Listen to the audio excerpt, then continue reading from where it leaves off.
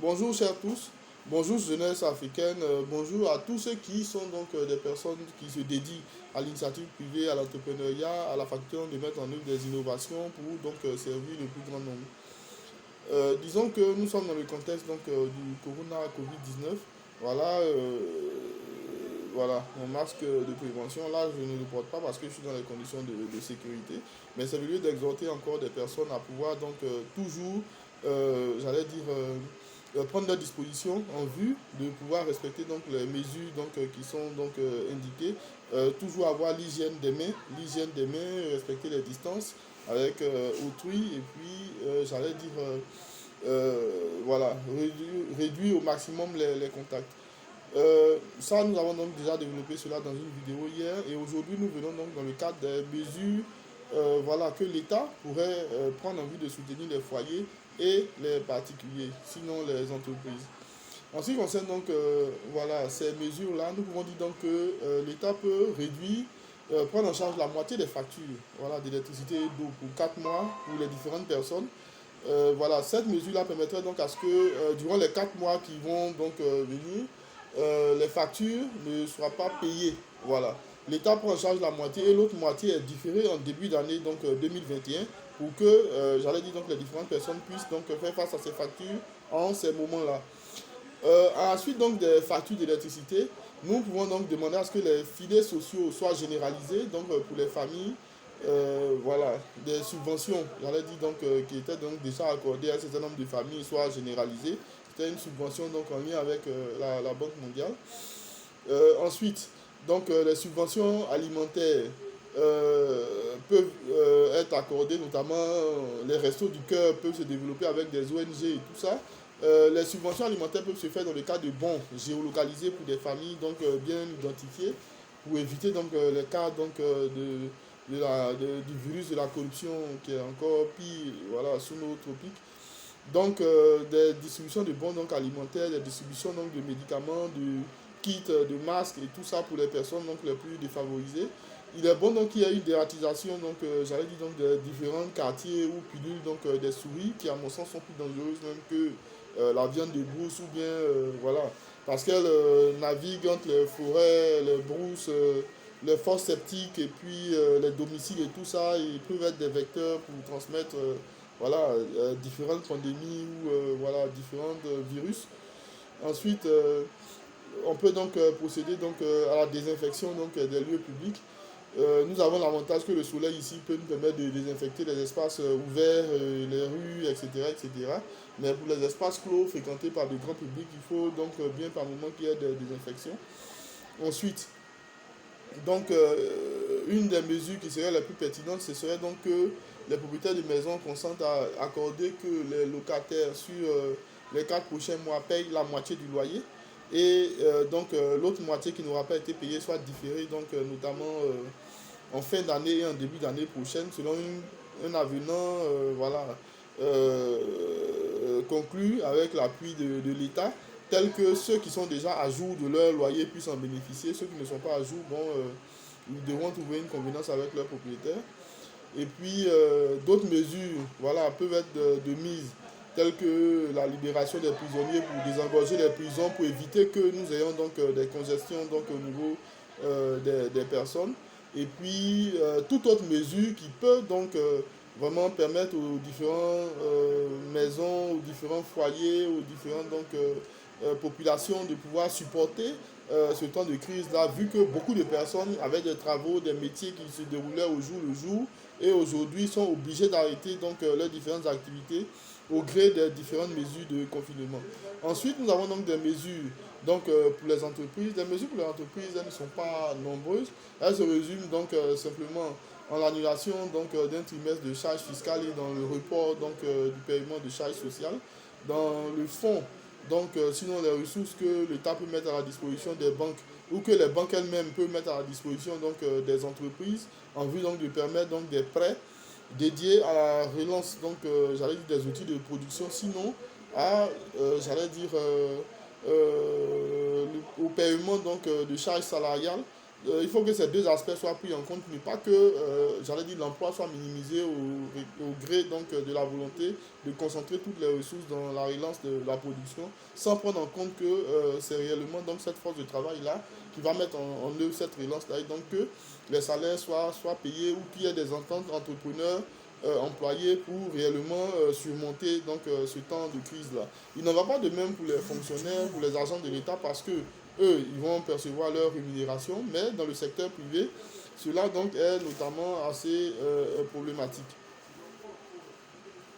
Ensuite, il faut donc dire que à la suite de cela, différentes exonérations de taxes peuvent se faire par l'État, notamment en ce qui concerne la TVA, en ce qui concerne donc d'autres taxes, d'autres patentes et tout ça. Le report, j'allais dire donc au niveau des véhicules pour les questions donc j'allais dire de vignettes et tout, mais vraiment pour permettre que cette période-là soit digeste pour les différentes populations. Ensuite, il peut y avoir donc des mesures spécifiques par rapport aux différents secteurs qui sont les plus touchés donc, par cette crise-là, notamment donc, le secteur du transport, des agences de voyage, de l'hôtellerie, des métiers de la nuit, des loisirs, de la restauration, etc., etc. Et il y va donc de tous les autres secteurs, l'industrie, les services, le transport, l'agro-industrie, l'élevage, enfin.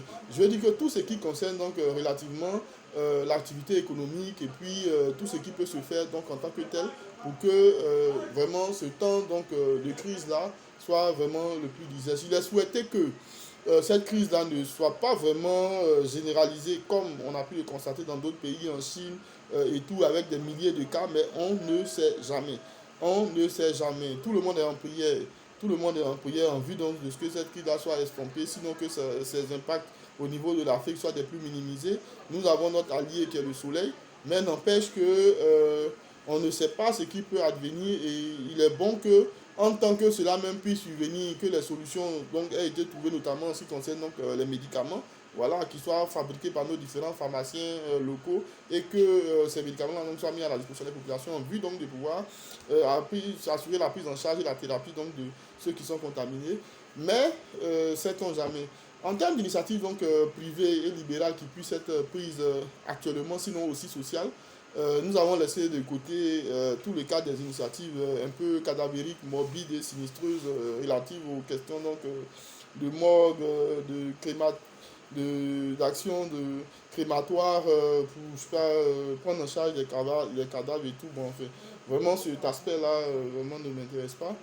Nous allons dire donc que si les personnes veulent réellement donc entreprendre en ce moment, il s'agit donc de pouvoir poser des actions non pas curatives, sinon des actions donc post-mortem, mais plutôt des actions préventives en ce qui concerne donc notamment la production de kits euh, donc de désinfection voilà, pour des personnes, pour des maisons, pour des lieux publics.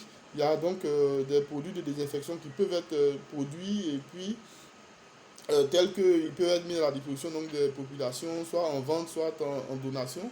Il y a donc aussi que nous avons tout ce qui est gel, voilà, qui peut être produit en quantité. Nous avons l'alcool, nous avons l'eau de javel, nous avons les bactéricides et les virucides. Et donc, ce sont des formules qui sont connues, qui sont génériques. Et des personnes peuvent donc se dédier à la faculté donc, de pouvoir produire ce type de produits-là et donc les mettre à la disposition donc, des populations. Il y a donc aussi que les kits de dépistage, malheureusement, ça a trait à des technologies donc, médicales avancées. Mais il est bon que l'on ait pu avoir des kits de dépistage, des respirateurs, et ça montre la limite de nos industries et les efforts à faire à l'avenir pour que nous puissions donc produire ce type d'équipement-là donc ici. Mais pour être plus simple, on va parler donc des kits alimentaires. Voilà, le personnel médical qui est en intervention a besoin donc de manger. J'ai dit que les foyers, les domiciles donc les plus reculés, les plus pauvres ont besoin de manger. Les travailleurs qui vont aujourd'hui en entreprise dans un contexte où les restaurants sont fermés ont besoin de manger. Les restaurants étaient censés fermer, mais avoir peut-être pour ceux qui sont capables de pouvoir faire la livraison, de pouvoir exercer. Malheureusement, cela n'a pas été de mise voilà, comme il se doit, sinon en tant que tel. Il est bon donc que cet aspect-là soit pris en compte et donc tous ceux qui ont la possibilité de pouvoir donc mettre en place des institutions ou bien des structures, des entreprises de livraison capables en connexion avec des restaurants, voilà, de pouvoir donc soutenir ceux qui continuent de travailler, qui n'ont pas la possibilité donc de faire du télétravail, cela donc est bon et est donc censé être de mise. Et par ailleurs, nombreuses initiatives peuvent être prises. Ceux qui ont plusieurs véhicules, ils peuvent mettre des véhicules à disposition du système national chargé donc, de la prise en charge de cette pandémie. Voilà, des véhicules, du carburant, des combinaisons, enfin, beaucoup de choses qui peuvent réellement servir. Tout le monde peut apporter une contribution. Ceux qui sont des informaticiens pour produire des logiciels, nous avons donc vu qu'en Corée, il y avait des logiciels qui permettaient de géolocaliser les personnes et qui permettaient donc aussi de pouvoir savoir à peu près par rapport au nombre de personnes voilà, contaminées, non contaminées, les distances voilà, qu'il fallait respecter et tout ça. Euh, il y a donc des personnes qui eux-mêmes peuvent se mettre à disposition en tant que bénévoles pour apporter leur soutien dans le cadre de la sensibilisation, dans le cadre d'actions qui peuvent donc être notamment posées. Il y a, comment dirais-je, par ailleurs, le fait que ceux qui disposent de moyens puissent donc véritablement apporter leur aide, voilà, pour soutenir donc les populations. Il y a l'aide internationale qui va venir donc avec l'ONU, avec la Banque mondiale, le FMI, la BAD, enfin différentes institutions financières, Afreximbank, etc. pour accorder des facilités, pour accorder des prêts, pour accorder des subventions, pour accorder des exonérations de créances, des reports, j'allais dire d'échéances et tout ça, pour permettre donc aux pays africains d'avoir des facilités en vue de pouvoir faire face, j'allais dire donc à cette crise-là. Mais autant ces pays bénéficieraient de facilités, autant il faudrait donc mettre des ressources à la disposition donc des entreprises en vue de pouvoir les soutenir, des ressources à la disposition donc des différents foyers. Et c'est le lieu d'attirer l'attention des politiciens et des personnes, j'allais dire, relativement nantis dans nos différents pays pour dire que la meilleure campagne, la vraie campagne, c'est maintenant. C'est-à-dire que la vraie campagne, c'est celle qui va permettre aux populations d'être préservées, aux populations de ne pas mourir. Donc c'est véritablement là qu'il va falloir que les gens prennent leurs ressources personnelles pour aider les populations locales en vue de les soutenir. C'est véritablement maintenant que cela doit être mené. Et ceux qui sont réellement donc nantis, nous voyons que le milliardaire Jack Ma donc de la Chine aujourd'hui apporte des soutiens à différents pays, mais ce n'est qu'un milliardaire parmi tant d'autres. Nous attendons que d'autres milliardaires puissent prendre des initiatives similaires pour apporter donc des soutiens aux différents pays africains. Et nos milliardaires locaux, bon, ils sont connus, voilà. Ils sont connus, il faut qu'ils puissent donc. J'ai pas envie de citer de nom, mais nous avons des milliardaires locaux, voilà. Peuvent donc réellement donc apporter donc du soutien matériel, du soutien financier au dispositif donc national chargé donc de lutter contre cette pandémie. Et par ailleurs, il est bon qu'un dispositif de suivi, d'encadrement soit mis en place pour que ces ressources donc, qui vont être mises à disposition par donc, des entreprises, des particuliers, soient réellement gérées de la manière la plus efficiente pour donc, soutenir le personnel donc, de santé qui est au front par rapport donc, à cette pandémie, pour voir à tous les moyens qui peuvent permettre donc, de prévenir ou de guérir de cette pandémie et donc de soutenir par ailleurs les personnes les plus vulnérables, les foyers les plus pauvres, en vue que, voilà, au total, nous puissions sortir de cette période-là, j'allais dire renforcée, rassérénisée, et telle que, voilà, l'unité nationale, voilà, la solidarité soit encore plus de mise et que l'activité économique puisse se repartir pour de bon et que l'État puisse, j'allais dire, se remettre en selle au complet, au total, pour que voilà, le pays puisse avancer. Voilà, donc merci, c'était ma contribution d'aujourd'hui. Que Dieu vous garde et puis vraiment, soyons tous unis pour lutter donc, contre cette pandémie donc, de Corona, Covid-19 qui bouleverse le monde, qui pose des problèmes aujourd'hui socio-économiques. Je vous ferai une vidéo, enfin, à la suite donc, de celle-ci pour décrire un peu, j'allais dire, les changements sociaux, politiques et économiques liés donc, à cette pandémie, comment est-ce qu'elle bouleverse donc, les ordres, j'allais dire, voilà, préétablis dans le monde et comment est-ce qu'elle appelle à beaucoup, donc, j'allais dire, de rapprochement donc, à Dieu et puis à beaucoup plus de solidarité voilà, dans le monde. Merci beaucoup à vous, que Dieu vous bénisse.